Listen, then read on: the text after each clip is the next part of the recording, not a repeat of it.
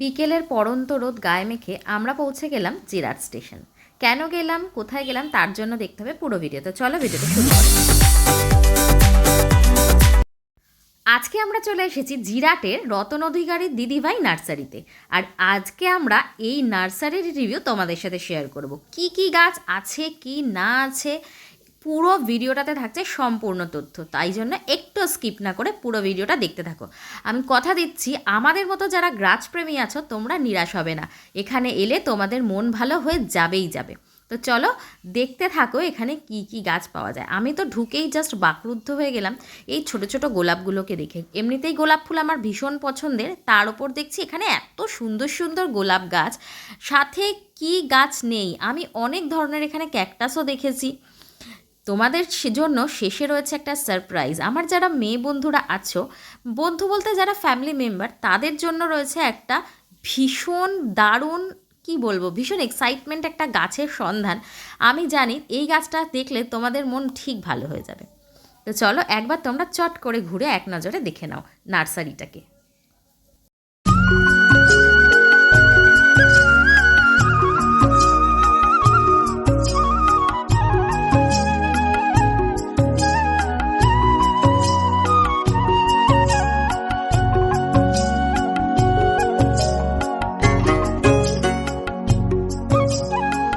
কি বন্ধুরা, দেখতে পেলে তো কত সুন্দর নার্সারিটা।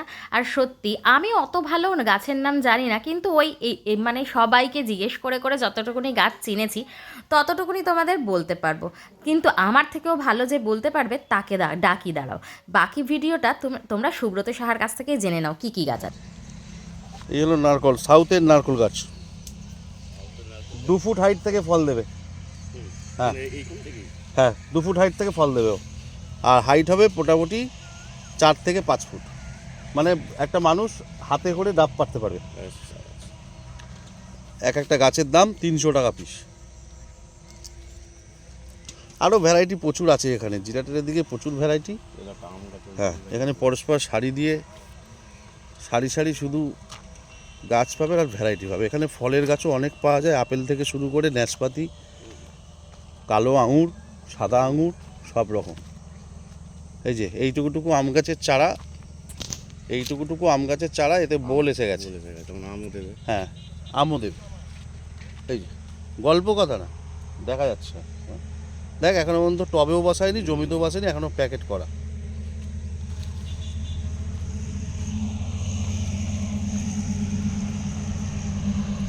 শাড়ি দিয়ে ঝাউ গাছ,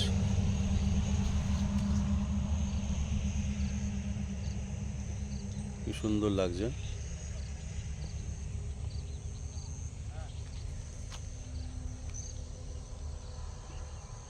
ওই ডালিয়া দেখা যাচ্ছে, ডালিয়াও শুকিয়ে এসছে। পেছনে আবার পেঁয়াজের ক্ষেত, প্রচুর পেঁয়াজও হয়েছে।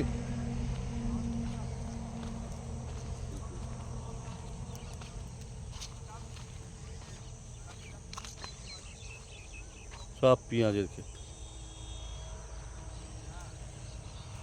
এদের ভ্যারাইটি আছে ভাই, যাই বলো। দামও অনেক কম।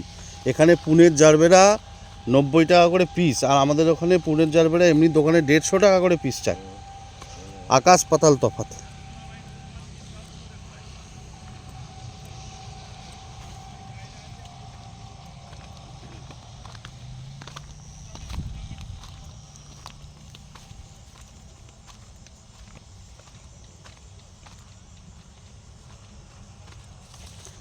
এইটা কি গাছ গো দাদা?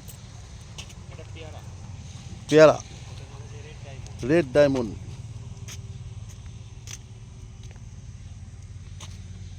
পেয়ারা,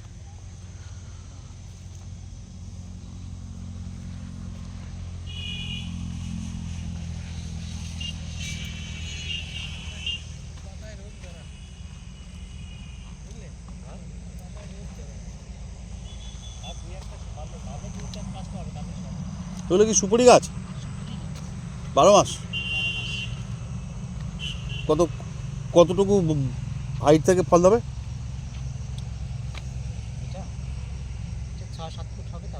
6-7 ফুটের ফল দিতে বলো। আজ এর আগের দিন এসেছিলাম, দেখছিলাম আপেল গাছ ছিল। আপেল গাছগুলো একটু দেখাও তো।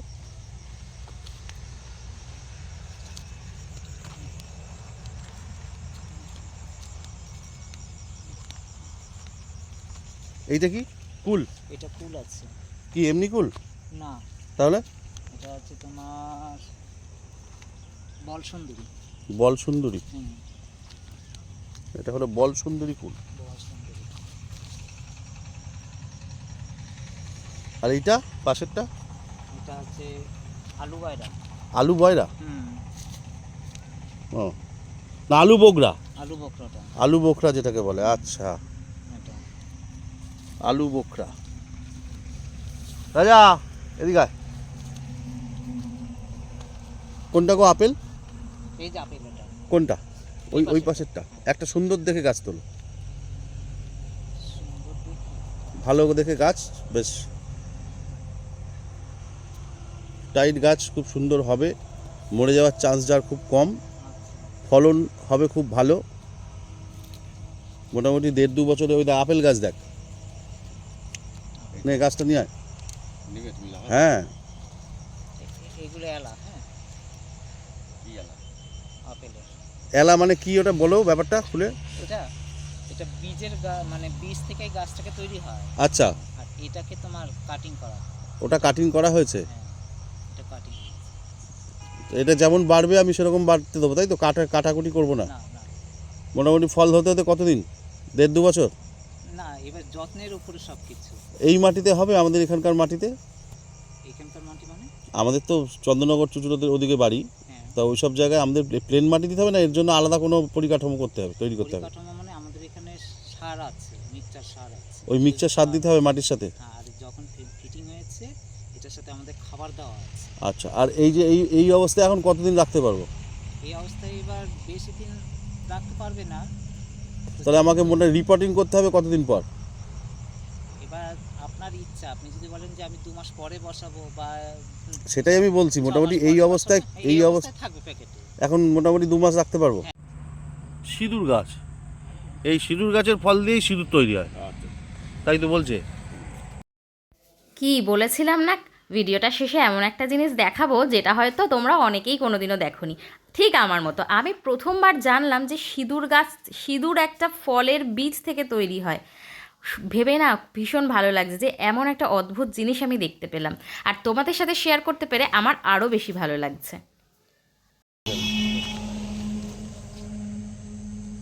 এইটা কি গাছ গো কাকা? এই যে এইদিকের এইটা, হ্যাঁ কি বলছে? লরিপেট্টাম? বাহ, কি বললো লরিপেট্টাম? বাহ, সুন্দর সুন্দর গোলাপের বাহার।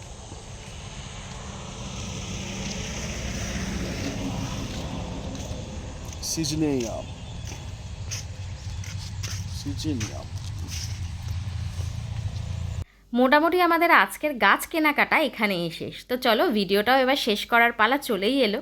তোমরা যারা ভিডিওটা দেখছো, যাদের ভালো লাগছে, প্লিজ একটা লাইক করে দিও, শেয়ার করে দিও, আর অবশ্যই সাবস্ক্রাইব করতে ভুলো না। আমার একদম নতুন চ্যানেল, তোমরা পাশে থাকলে আরও বেশি বেশি ভিডিও করার আমি উৎসাহ পাবো। তো চলো দেখা হচ্ছে নতুন আরও একটা এক্সাইটিং ভিডিওতে।